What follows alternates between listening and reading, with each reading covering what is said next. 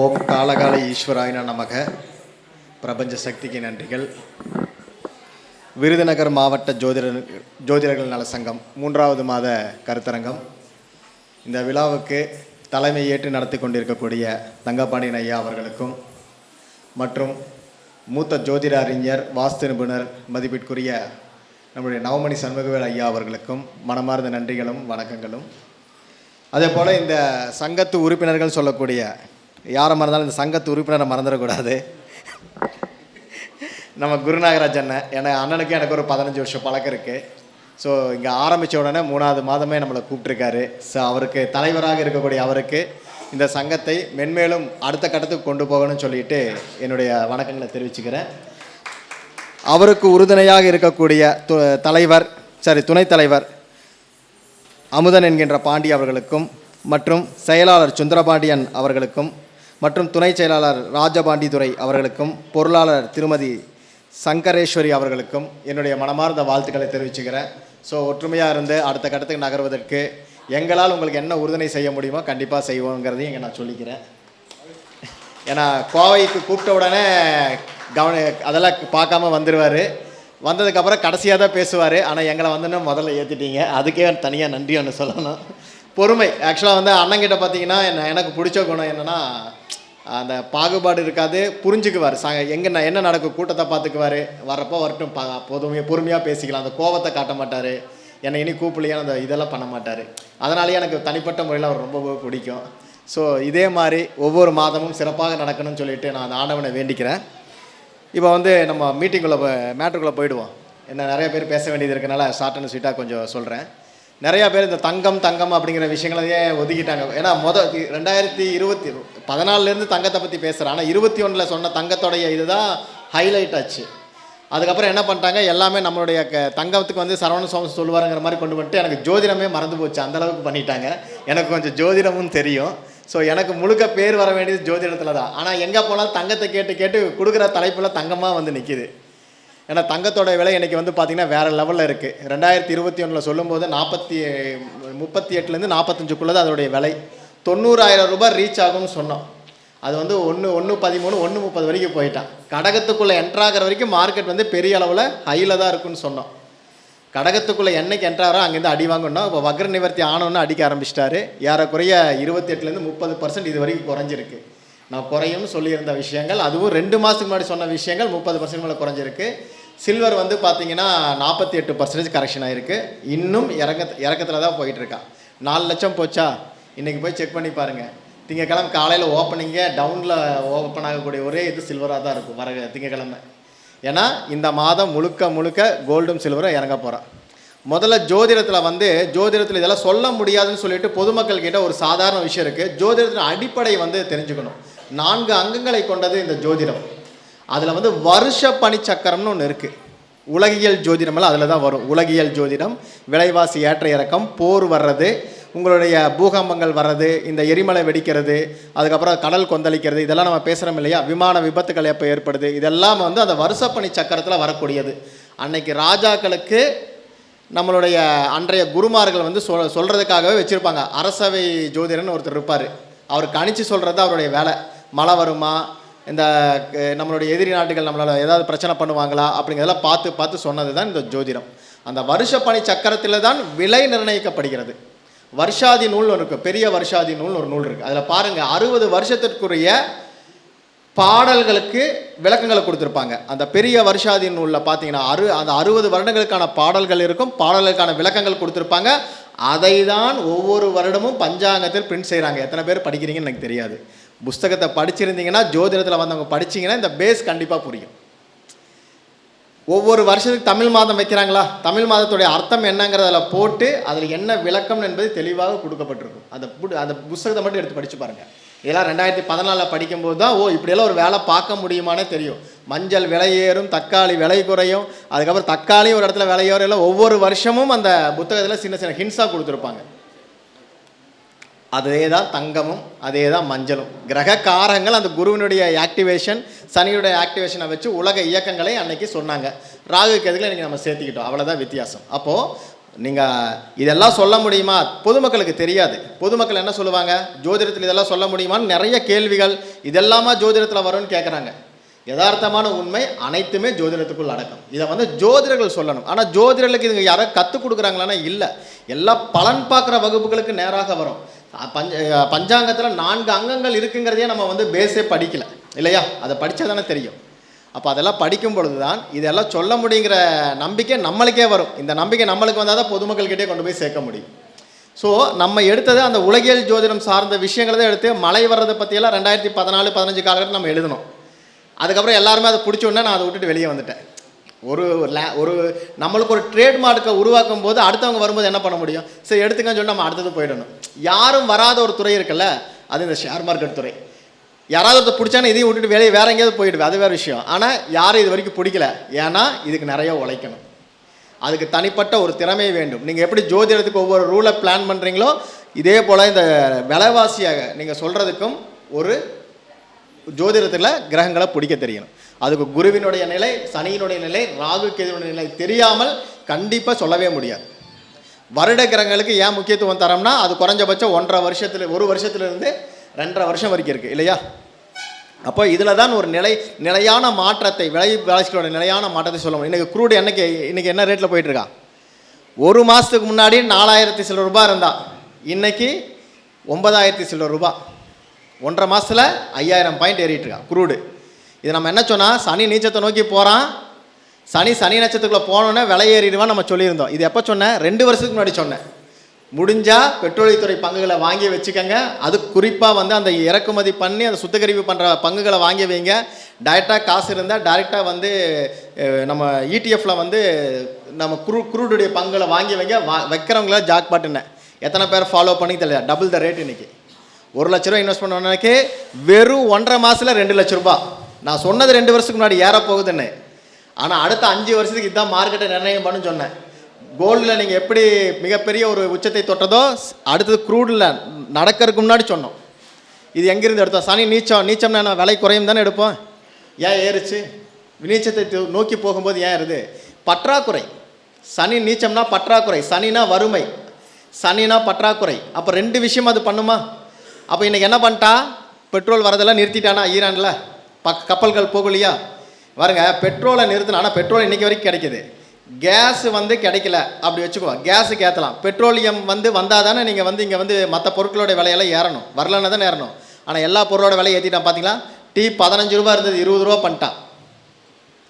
சரிங்களா?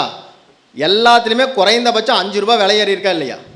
எல்லாமே ஏறி இருக்குது. கடந்த இந்த 10 நாள் 15 நாள் செக் பண்ணி பாருங்கள். எல்லா டிக்கெட்டுக்கு போயிருங்க. ஹோட்டல்லாம் மூடினாங்களா? ரைடு விட்டாங்களா? ஏன்னா பற்றாக்குறையில் நீங்கள் ஏன் பண்ணுறீங்கன்னு கேட்டாங்க. ஏன்னா இது சனி நீச்சத்தில் போனால் அனைத்து விதமான பொருட்களோட விலையும் ஏறும். ஏன்னா சனிதான் பொதுமக்கள் யூஸ் பண்ணக்கூடிய அத்தனை விஷயமும் ஏறும். சனிதான் மெட்டல் செக்டார். சனி நீச்சத்துக்கு போனால் மெட்டல் செக்டார் என்னென்ன மெட்டல் இருக்கோ இன்னைய ரேட்டில் இருந்து 10 ரூபாய் ஏறுவான தவிர இறங்காது. நீச்சத்தை கடக்கிற வரைக்கும் அனைத்து விதமான மெட்டலும் சனி. அது தனித்தனியாக பிரிக்கும்போது குரு. அப்போ குருவை பிரிக்கும் போது என்னது? குரு தங்கம்ங்கிற போது அந்த குரு எந்த இடத்துல இறங்குவார் ஏறுவார்னு சொல்லணும். 30 வருஷம் சனியோடைய ஆக்டிவிட்டீஸ். அதில் எப்போ இறங்கும் ஏறுங்கிறதுக்கு நீங்கள் குருவை எடுத்திங்கன்னா தங்கத்தை பற்றி பேசிடலாம். சுக்கரனை எடுத்திங்கன்னா சில்வரை பற்றி பேசலாம். அதே போல் வந்து ராகு கேதுக்களை எடுத்திங்கன்னா நேச்சுரல் கேஸை பற்றி பேசலாம். அப்போ கேஸ் விலை ஏன் ஏறுதுன்னா காரணம் இதுதான். ஸோ இது தெரியாமல் நம்ம வந்து மொத்தமாக சொன்னீங்கன்னா எங்கேயுமே ஜெயிக்க முடியாது. அப்பேற்பட்ட தங்கம் இப்போ லாஸ்ட்டாக வந்து சொல்லியிருந்தேன். மார்க்கெட்டு வந்து நம்மளுடைய ஷேர் மார்க்கெட்டில் வந்து நம்மளுடைய ஷேர்ஸ் எல்லாம் இறங்க போகுதுன்னு சொன்னேன். ஆனால் எல்லாமே உச்சம் போகும்னு எனக்கே கமெண்ட் கொடுத்தாங்க. கமெண்ட் கொடுத்து இப்போ காணாமல் போயிட்டாங்க. அது வந்து நம்மளுடைய சேனலில் இருக்குது, போய் பார்த்துக்குங்க. அதில் சொல்லப்பட்டது எக்காரணத்து கொண்டு மார்க்கெட் இறங்காதுன்னாங்க. கடந்த 1.5 மாதத்தில் 4000 பாயிண்ட் இறங்கியிருக்கா. நிஃப்டியில் இறங்கியிருக்கானா இல்லையா? ட்ரேடிங்கில் செக் பண்ணிக்கோங்க. இன்றைக்கி எங்கே இருந்தால் இப்போ எங்கே இருக்கான்னு பாருங்கள். இன்னும் இந்த மாதம் இறங்குறான், அடுத்த மாதம் ஏற போகிறான், அதுக்கு அடுத்த மாதம் மறுபடியும் இறங்குவான். இப்படியே தான் ஆடிக்கிட்டு இருக்கும். ஆகஸ்ட் மாதம் வரைக்கும் ஏற்ற இறக்கத்தோடு தான் ஓடும். புரியுதுங்களா? இது அப்படியே கோல்டுக்கு கன்வெர்ட் பண்ணுங்கள். கோல்டு இன்றைக்கி குரு எங்கே இருக்கார்? கடகத்தை நோக்கி போயிட்டுருக்காரு. வக்ர நிவர்த்தி ஆகிட்டார். ஆனால் கோல்டுக்கு எல்லாருமே குருவை வச்சு பார்ப்பீங்க. நான் சொல்கிறது தான் குரு, அது ஆபரண தங்கம் தான் குரு. ஆனால் சூரியனுடைய நிலையை பார்க்கணும். ரா கோல்டு யார்? அவுன்ஸ் யார்? அவுன்ஸ்குள்ளே கொண்டு போயிட்டுனா அது சூரியனுடைய நிலையை வைக்காமல் நீங்கள் சொன்னீங்கன்னா தப்பாக போயிடும். நீங்கள் எந்த மெட்டல் வேணால் எடுத்துக்கங்க, எந்த விஷயத்தை வேணால் எடுத்துக்கங்க, சூரியனுடைய நிலை பார்க்காமல் இந்த மாதத்தில் ரேட் எப்படி இருக்குன்னு சொல்ல முடியாது. நான் வந்து ஒரு விஷயம் சொல்லியிருந்தோம், இந்த மஞ்சளுக்கு வந்து விலை குறையும் இனிமேல் வரக்கூடிய காலகட்டங்கள், அடுத்த 6 வருட காலங்கள் மஞ்சளுக்கு விலை கிடைக்காதுன்னா. போன 6 வருஷம் மஞ்சளோட நிலைமை யாராவது மஞ்சள் வியாபாரிகள் இருந்தீங்கன்னா கேட்டுக்குங்க, நல்ல லாபம் சம்பாதிச்சாங்க, கையிருப்பு நிறைய வச்சாங்க. கடகத்துக்கு போனதுக்கப்புறம் கடகம், சிம்மம், கன்னி, துலாம், விருச்சகம், அதுக்கப்புறம் தனுசு, இதை கடக்கிற வரைக்கும் பாருங்கள் சார் விலையில்லைன்னு வர்றாங்களான்னு பாருங்கள். இதே தான் தங்கத்துடைய நிலைமை. குருவுக்கும் மஞ்சளுக்கும் ரெண்டுக்குமே, அதாவது தங்கத்துக்கும் மஞ்சளுக்கும் ரெண்டுக்குமே விலை கிடைக்காது. நீங்கள் என்ன வேணால் எடுத்துங்க, அதுக்கு நீங்கள் 1008 காரணங்களை கொண்டு வரலாம். க்ரூடு விலையாடுறதுக்கு காரணம் கேட்டிங்கன்னா எனக்கு போருன்றீங்க. அதே போல் அன்னைக்கு ஒரு காரணம் இருக்கும், சரிங்களா? காரணங்களை தேடி நம்ம அலையவே வேண்டாம், கிரகங்கள் அதுக்கான காரணங்களை அது உருவாக்கும். விலை ஏறணும்னா அது உருவாக்கும். அதனால் வந்து இதுதான் கான்செப்ட். அப்போ வந்து இப்போ சூரியனை வச்சு எடுக்கிறோம். இப்போ எல்லோரும் கேட்குறீங்க தங்கம் எப்படி சார் விலை குறையும், இந்த மாதம் எப்படி இருக்குன்னு கேட்டிங்கன்னா, இந்த மாதம் குறைஞ்சிட்டு இருக்கா, நல்லா பார்த்துங்க, அடுத்த மாதம் விலை ஏறும். மாதம்னா எதுவும் எடுப்பீங்க, எல்லாமே ஆங்கில தேதிக்குள்ளே போகிறீங்க. ஜோதிடம் என்பது தமிழ் மாதங்களை அடிப்படையாக கொண்டது, சரிங்களா? ஹலோ ஹலோ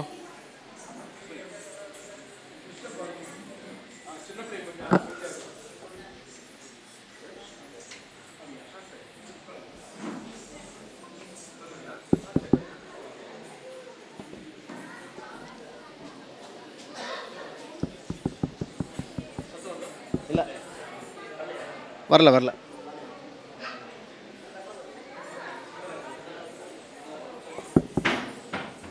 தொடவே இல்லையே, நான் எதுவுமே தொடல.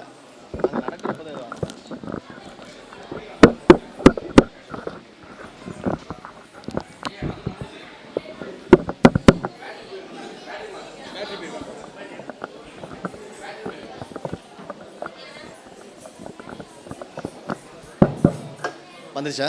ஓகேவா? ஓகே, பேசலாமா? ஓகே. இப்போ தங்கம் வந்து எந்தெந்த மாதம் குறையும் அப்படின்னு சொல்லிட்டு கேட்டிருக்காரு. மாதம் நீங்களே செக் பண்ணிக்கோங்க. தமிழ் மாதங்களை அடிப்படையாக கொண்டது தான் நம்ம ஜோதிட முறை. தமிழ் மாதம் நீங்கள் எல்லாமே 1ஆம் தேதி to 1ஆம் தேதி இங்கிலீஷ் டேட் எடுத்திங்கன்னா அது அப்படியே மாறிடும். இங்கிலீஷுடைய 14 அல்லது 15 மாதம் வரும்போது தமிழுடைய 1ஆம் தேதி ஸ்டார்ட் ஆகும், இதுதானே? ஸோ தமிழ் மாதம், இந்த மாதம் என்ன மாதம்? பங்குனி மாதங்களா? பங்குனி முடிகிற வரைக்கும் அந்த பங்குனியுடைய முதல் தேதிக்கும் பங்குனியுடைய கடைசி தேதிக்கும் நடுவில் ஒரு கேண்டில் உருவாகுதுல்ல, அது பூரா பார்த்து, அதாவது பங்குனி 1ஆம் தேதி என்ன விலைன்னு பாருங்கள். பங்குனி வந்து முடிகிறப்போ ஒரு டேட் வருது இல்லையா, அதோட விலையும் பாருங்கள், கீழே தான் இருக்கும். உதாரணத்துக்கு இன்றைக்கி ஒரு கிராம் 13,000 வச்சுக்கோங்களேன். இந்த மாதம் முடிகிறப்போ 12,999 ரூபாயே இருக்கலாம், கண்டிப்பாக 13,001 இருக்காது. விலை குறைவாக அதிகமாக எவ்வளோ குறையுங்கிறது அது நம்ம கணிச்சுக்கணும். பட் ஆனால் ₹1 குறைஞ்சிருப்பாங்கிறது தான் அதோடைய கான்செப்ட். அப்படி பார்க்கும்போது பங்குனியுடைய முதல் தேதிக்கும் இப்போ முடிகிற தேதிக்கும் மார்க்கெட் கீழே தான் இருக்க போகிறான். கோல்டு கண்டிப்பாக இறங்குவான். இது அப்படியே சித்திரை மாதம் போங்க, சித்திரன் சூரியன் உச்சம் இல்லையா, மார்க்கெட் கண்டிப்பாக மேலே போவான். மார்க்கெட் கண்டிப்பாக சித்திரை மாதம் மார்க்கெட் ஏறும். சித்திரை 1க்கும்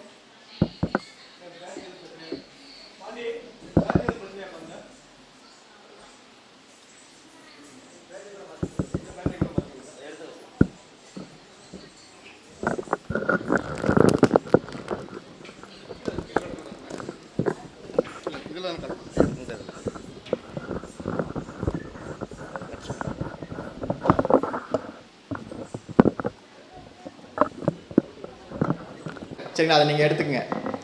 சித்திரை மாதம் சூரியன் வந்து சித்திரைங்கிறது நீங்கள் வந்து தமிழ் மாதத்தை தான் எடுத்துக்கணும், ஆங்கில தேதி எடுக்காதீங்க. ஆங்கில தேதி எடுக்கிறதாக இருந்தால் 14ஆம் தேதிக்கு மேலே எடுத்துக்கங்க. சித்திரை மாதம், தமிழ் மாதத்தில் சித்திரை மாதம் நம்மளுடைய கோல்டுடைய ரேட் ஏறப்போகுது, எழுதிக்கங்க. அதுவே வந்து வைகாசி மாதம் கோல்டுடைய விலை இறங்கும். அதுவே வந்து ஆனி மாதத்தில் வந்து கோல்டு விலை ஏறும். அதுக்கப்புறம் வந்து நீங்கள் ஆவணி மாதம் போயிடுங்க. ஆவணி மாதம் வந்து கோல்டு வந்து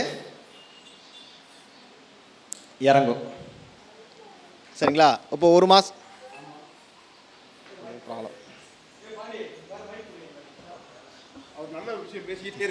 இல்லை, கோல்டு கொடுக்க வேண்டாங்க. கத்தி விடுங்க.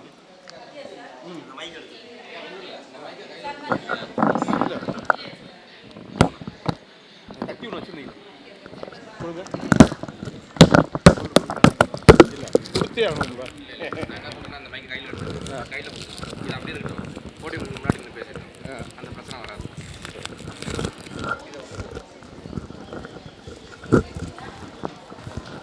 பேட்டரியா?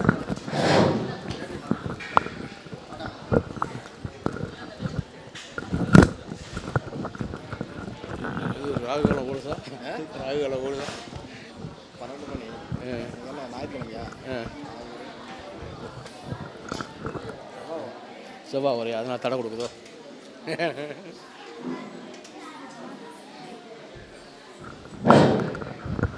கையில் வச்சு ஓகேவா?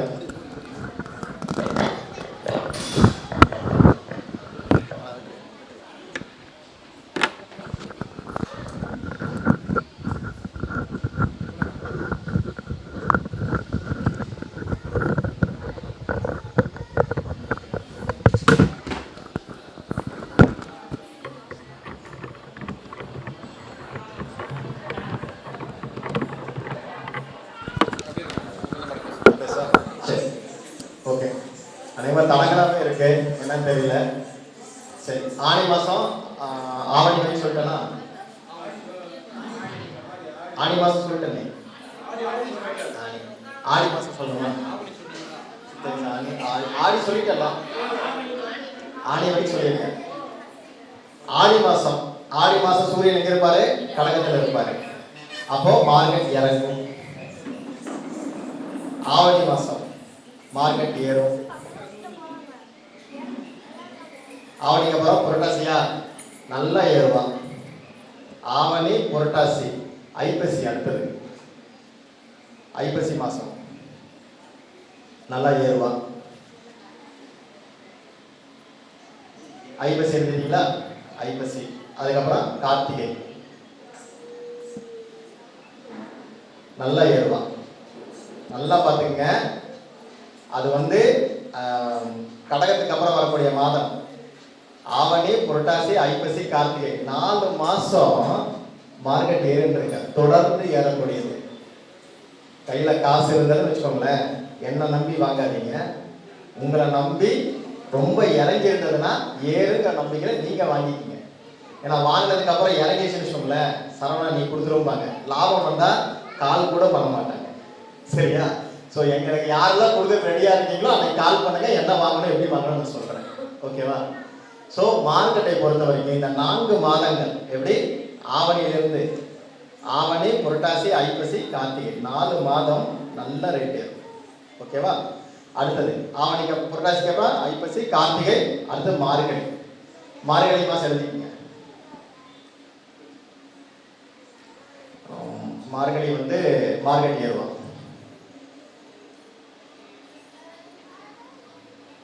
தை மாதம் போன தை என்னாச்சுன்னு பார்த்துக்குங்க, அதே தான் போச்சுல 2 மாதத்துக்கு முன்னாடி என்னாச்சுன்னு பார்த்துக்குங்க. ஏறிச்சா இறங்கிச்சா பாருங்க, இறங்கிச்சு. தை மாதம் இறங்கிச்சு தெரியுங்களா? தை மாதம் இறங்கிடுச்சு. இந்த மாதம் எப்படி போன மாதம் எப்படி போனா? ஏறிச்சு. போன மாதம் மார்க்கெட் ஏறிச்சு, அதாவது மாசி மாதம் ஏறிச்சு. இப்போ பங்குனி இறங்கிட்டு இருக்கானா? வச்சுக்கோங்க.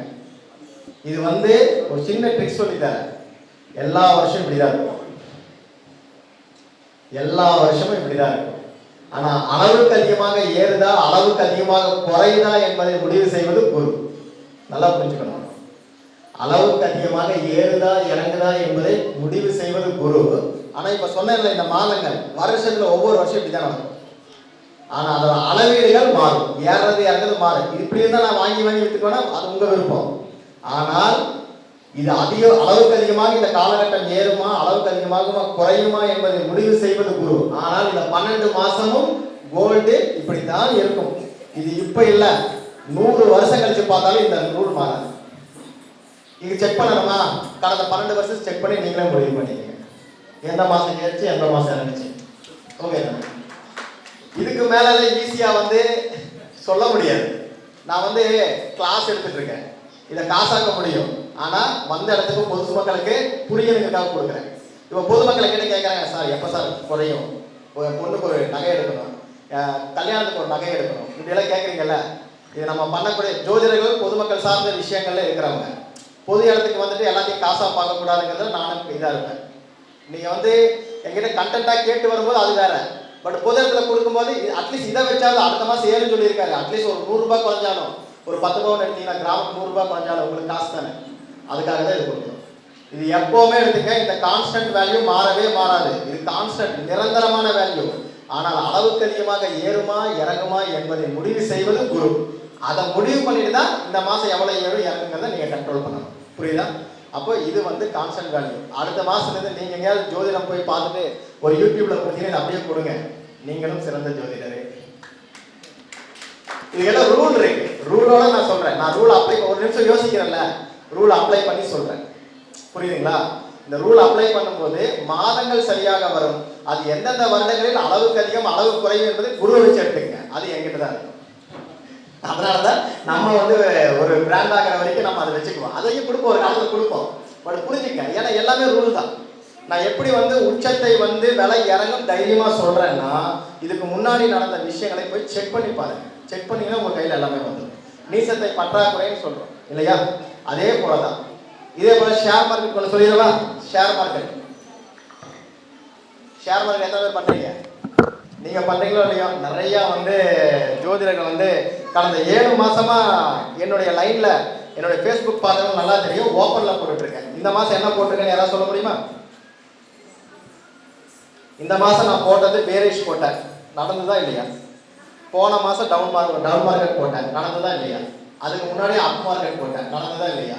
அதுக்கு முன்னாடி டவுன் போட்டேன், நடந்துதான் இல்லையா? அதுக்கு முன்னாடி 3 மாதம் தொடர்ந்து அப் மார்க்கெட் போட்டிருக்கேன், நடந்துதான் இல்லையா? செக் பண்ணிக்கங்க. எல்லாமே நம்மளுடைய ஃபேஸ்புக்கில் ரெகுலராக நம்ம ஃபாலோ பண்ணது. இப்போ இந்த இதுலேயும் இதே இதுவும் தமிழ் மாதங்கள் தான். கடந்த 7 மாதம், இப்போ கடைசியாக மார்ச் டு ஏப்ரல் போட்டிருக்கேன். மார்ச் 15லேருந்து ஏப்ரல் 15 மார்க்கெட் பேரிஷ் ஆகும் கொடுத்துருக்கேன். மார்க்கெட் டவுன் ஆக போகுது, ஷேர் மார்க்கெட் சொல்லணும், எல்லாமே ஜோதிடம். மார்க்கெட் இறங்கிடுச்சு, சரியா? அதுக்கப்புறம் வந்து பார்த்தீங்கன்னா ஏப்ரல் 15லேருந்து மே 15 வரைக்கும் புல்லிஷ் மார்க்கெட். நான் இப்பவும் சொல்கிறேன், தமிழ் மாதத்தில் வரக்கூடிய முதல் இது. நான் ஆங்கிலத்தை இதில் பாருங்கள் என்ன போட்டிருக்கேன், மே 15, ஏப்ரல் 15லேருந்து மே 15 கொடுத்துருக்கேன். ஏப்ரல் 15 இல்லை 14 தான் தமிழ் மாதத்துடைய முதல் தேதி கிரியேட் ஆகும். அது தமிழ் மாதம் எந்த மாதம் பார்த்துக்கங்க, டேட்டை மட்டும் பார்த்துக்கங்க. ஏப்ரல் 15 மே 15 மார்க்கெட் வந்து அப்பாகும். அதாவது ஏப்ரல் 15ல் அன்னைக்கு மார்க்கெட்டுடைய வேல்யூ என்னவோ அதிலிருந்து மே 15க்குள்ள ஒரு பாயிண்டாவது மேலதான் இருப்பான், கீழே வர மாட்டான், இறங்கவே மாட்டான்னு சொல்லல. அந்த ஓப்பனிங் பாயிண்ட்டும் க்ளோசிங் பாயிண்ட்னு சொல்றோம் இல்லையா? இன்னைக்கு முதல் நாள் வச்சுக்கோங்களேன், இன்னைக்கு 100 ரூபாய் இருக்குன்னா இந்த மாசத்தோட கடைசி நாள் நான் சொல்ற இந்த டேட்ல அது 101 ரூபாயா இருக்கலாம், கண்டிப்பா 99 ரூபாயா ஆகாது. அப்படிங்கிறதா நம்மளுடைய கால்குலேஷன். எவ்வளோ சார் 1 ரூபாயெல்லாம் மேட்ரான்னு கேட்கக்கூடாது. அது 100 ரூபா போச்சுன்னா உங்களுக்கு லாபம், பட் நீங்கள் நஷ்டம் அடைய மாட்டீங்க அப்படிங்கிறத நான் சொல்ல வருது. 4 நாள் கீழே கூட போகலாம், ஆனால் க்ளோசிங் எப்படி இருக்கும், பைனா பைல தான் இருக்கும். அப்போது நம்ம வந்து ஏப்ரல் 15லேருந்து மே 15 வரைக்கும் புல்லிஷ் மார்க்கெட் நிஃப்டியில். நான் சொல்கிறது நிஃப்டி மார்க்கெட் தான். அதுக்கப்புறம் மே 15லேருந்து ஜூன் 15 வரைக்கும் மார்க்கெட் இறங்க போகிறாங்க. ஜூன் 15லேருந்து ஜூலை 15 வரைக்கும் மார்க்கெட் ஏற போகிறாங்க. அதுக்கப்புறம் ஜூலை 15லிருந்து ஆகஸ்ட் 15 வரைக்கும் மார்க்கெட் இறங்க போகிறாங்க. கோல்டு சொன்ன மாதிரியால ஒரு சஸ்டெயின் மார்க்கெட் தான். இந்த காலகட்டம் எல்லாம் போர் நடைமுறையில் இருந்துகிட்டே இருக்கும். இப்போ போருக்கான விளக்கம் எப்போ போர் முடியும் கேட்டுருக்கிறீங்க, நிறைய பேர் கேட்டாங்க. இன்னைக்கு வந்த போர் 2 பேர் கேட்டாங்க, போர் முடியுமான்னு கேட்டாங்க. அப்போ இது வந்து மார்க்கெட் வந்து அன்ஸ்டாபிள் மார்க்கெட். இதுல வாங்குறது விற்கிறது ஒரு தனிப்பட்ட திறமை. இதுவே ஜூலை 15லிருந்து ஆகஸ்ட் 15லிருந்து டிசம்பர் 15 வரைக்கும், எப்படி டிசம்பர் 15 வரைக்கும் மார்க்கெட் நல்லா ஹைல போகும். நிஃப்டி முடிஞ்சா புரிச்சுக்கணும். புரியுதுங்களா சார்? இதுவும் கான்ஸ்டன்ட் வேல்யூவா சார், மாசம் மாசம் நடக்குமா, நான் அதை வச்சு இதை கால்குலேட் பண்ணிக்கலாம்னா தோத்து போயிடுவீங்க. அதுக்கு இதுக்கு சம்மந்தம் இல்லை. ஏன்னா கிரகங்கள் ஒரே மாதிரி வேலையை செய்வது இல்லை. நான் கோல்டு ஏன் கான்ஸ்டன்டா சொல்றேன்னா அதுக்கு ஒரு ரூல் இருக்கு. பட் இந்த நிஃப்டிக்கு அது கான்ஸ்டன்ட் கிடையாது. நீங்கள் இதே மாதிரி மாத கணக்காக வச்சு நீங்கள் சொன்னதை வச்சு நான் இது அப்படியே மாதம் மாதம் எழுதிக்கலாமா, அடுத்த வருஷம் நான் இதே மாதிரி பண்ணலாம்னா தோற்று போயிருக்கேன். நடக்காது. ஏன்னா அதோட கால்குலேஷன் வேற, இதோட கால்குலேஷன் வேற. மெட்டல் செக்டார் வேற, இந்த ஷேர் மார்க்கெட் செக்டார் வேற. ரெண்டுக்குமே வித்தியாசம் இருக்கு. மெட்டல் செக்டார் கான்ஸ்டன்ட் வேல்யூல மூவ் ஆகக்கூடியது. பட் நம்ம பங்குச்சந்தை முழுவதும் கான்ஸ்டன்ட் வேல்யூல மூவே ஆகாது. ஏன்னா பங்குச்சந்தையில மெட்டல் செக்டாரும் உள்ள இருக்கா, ஆயில் ஃபேக்டரி உள்ள வரும். இதை மொத்தத்தையும் கால்குலேட் பண்ணி எடுக்கக்கூடிய ஒரு ரூல் அங்கே எல்லாம் கலந்தது ஒரு இது. ஆனால் மெட்டல் செக்டாருக்குள்ள போனால் இவர் தங்கம், இவர் சில்வர் அப்படின்னு பிரித்து வச்சிருவாங்க. இந்த பிரிவினை இருக்கிற வரைக்கும் அங்கே கான்ஸ்டன்ட்டாக நீங்கள் வந்து முடிவு பண்ணிக்கலாம். ஆனால் நிஃப்டிக்குள்ளே வந்துட்டீங்கன்னா எல்லாம் கலந்துருக்கும், அது நீங்கள் முடிவு பண்ண முடியாது. அதுக்கு ராகுங்கிற பிளானட் கூட கால்குலேட் பண்ணாதான் ஜெயிக்க முடியும். இந்த வருஷம் ஒரு மாதிரி இருக்கும், அடுத்த வருஷம் ஒரு மாதிரி இருக்கும், அதுக்கு அடுத்த வருஷம் வேற மாதிரி இருக்கும். புரியுதுங்களா? இப்போ நான் சொன்னதெல்லாம் நம்பிக்கை வரணும்னா இதுக்கு முன்னாடி என்ன சொல்லியிருக்கேன், என் ஃபேஸ்புக்கில் வந்து சரவணன் சோமசுந்தராட்சின்னு ஒரு ஃபேஸ்புக் ஃபாலோவர் வரும். கடந்த 7 மாதமாக என்ன எழுதிட்டுருக்கேன்னு போய் பாருங்க. இதுக்கு முன்னாடி நிறைய எழுதியிருக்கேன், பட் கடந்த 7 மாதத்தில் ஃபாலோவர்ஸ் அதிகமாக பார்த்துட்டு இருக்காங்க. செக் பண்ணி பாருங்க. ஏன்னா நிறைய வீடியோக்கள் இதை பற்றியே பேச சொல்கிறதுனால இப்போ இது கொஞ்சம் பாப்புலர் ஆகிடும். ஸோ இதை வந்து நீங்கள் ஃபாலோ பண்ணீங்கன்னா நீங்கள் ரொம்ப ஈஸியாக சூப்பராக கால்குலேட் பண்ணி எடுத்துக்கலாம். அட்லீஸ்ட் இது என்ன நடக்குதுன்னா தெரியுமில்ல, ஜோதிடத்தின் மீது நம்பிக்கை வர வேண்டும் என்றால் ஒரு தனி மனிதனுக்கு நீங்கள் ஜாதகம் சொன்னீங்கன்னா 6 மாதம் 1 வருஷம் டைம் போயிட்டே இருக்கும். நடந்தா சொல்ல மாட்டாங்க. ஆனால் மார்க்கெட்டை பொறுத்த வரைக்கும் இப்போ நான் சொன்னதை அடுத்த மாதம் ரிசல்ட் உங்கள் கையில், நம்பலாமா வேணாம் நீங்கள் முடிவு பண்ணிக்கங்க. இன்ட்ராடே வந்ததுன்னா இன்னைக்கு மார்க்கெட் ஏறுமா இறங்குமா நான் சொல்றது ரிசல்ட் 6.5 மணி நேரத்தில் என்ன நம்பருக்கு ஒரு 100 பேர் வருவான். தப்பு பண்ணிட்டா 1000 பேரை நிறுத்தி நிற்பான். அப்போ எந்த அளவுக்கு நான் கரெக்டாக ஃபாலோ பண்ணணும். அப்போ 14 வருஷமா இது ஒரு தொழிலாக பண்ணிட்டு இருக்கேன்னா யோசிச்சுக்கங்க. தொழில் மீன்ஸ் ஆய்வு பண்ணுறது. அப்போ எவ்வளோ கான்ஃபிடென்ட்டாக இவங்க சொல்லணும். அப்போது இதை வந்து நீங்கள் நம்பணும்னா செக் பண்ணி பாருங்க. இப்போ சொன்னதை செக் பண்ணி பாருங்க. நோட்ஸ் எடுக்காதாங்க வீடியோ பார்த்து தெரிஞ்சுக்கங்க. இது எடுக்கும் பொழுது உங்களுக்கு அற்புதமான விஷயங்கள் ஜோதிடத்தில் இருக்குன்னு தெரியும். இதெல்லாம் ஒரு கோர்ஸாக கண்டக்ட் நடந்துட்டு இருக்குன்னு தெரியும். நிறைய விஷயங்கள் இருக்கு ஜோதிடத்தில். நம்ம வந்து இதுதான் ஃபைனல் நம்ம சொல்லவே முடியும். இதெல்லாம் சொல்ல முடியுமான்னு கேட்கறது போய் எல்லாமே சொல்லலாம் என்பதுதான் ஜோதிடம். நீங்க சாப்பிட்ற உணவுப் பொருட்கள் வரைக்கும் சொல்லலாம். அதுக்கு ஆய்வுகள் வேணும். ஆய்வுகள் கண்டிப்பாக வேணும். நீங்க என்ன ட்ரெஸ் கலர் கோட் போடுவீங்கன்னு சொல்றாங்களா இல்லையா? நீங்க ஜாம கோட் சொல்றீங்களா இல்லையா? உங்க மனநிலை இன்னைக்கு என்ன ஓட்டத்தில் இருக்குன்னு சொல்றாங்களா இல்லையா? அப்ப இதை ஏன் சொல்ல முடியும்? எல்லாமே ஜோதிடத்துக்குள்ள அடக்கம். ஒவ்வொரு விஷயத்தையும் நீங்க இதை கால்குலேட் பண்ணும்போது ரொம்ப சிறப்பா சொல்ல முடியும். ஸோ இது வந்து உங்களுடைய கால்குலேஷனுக்காக, நம்பிக்கை வரதுக்காக நான் சொல்லியிருக்கேன். இதை ஃபாலோ பண்ணுங்க. அதே மாதிரி பிடிச்சிருக்குன்னு நம்புறேன். நம்பி இருந்தால் ஓகே.